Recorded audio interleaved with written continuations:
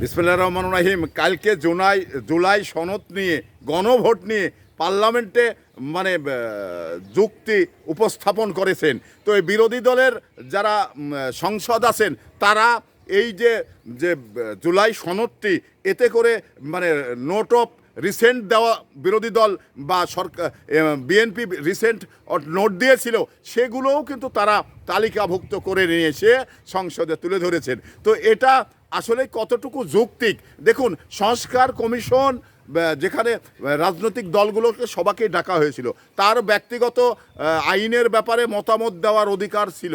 তো এখানে বিএনপি যে অধিকারের জায়গাগুলো থেকে নোট অফ রিসেন্ট দিয়েছিল সেগুলোও কিন্তু মানে তালিকাভুক্ত করে তারা পার্লামেন্টে নিয়ে এসছে। তো সালাউদ্দিন আহমেদ যে তালিকাটি দেখানো হলো, তো সালাউদ্দিন আহমেদ বলছেন যে এখানে এই নাম্বারটাই আমরা নোট অফ রিসেন্ট দিয়েছিলাম। তো এটা মানে আবারও এটা কিন্তু এখানে লেখা হয়নি, তো তাহলে এটা নিয়ে আসছেন। তো এটা মানে আবারও একটি মানে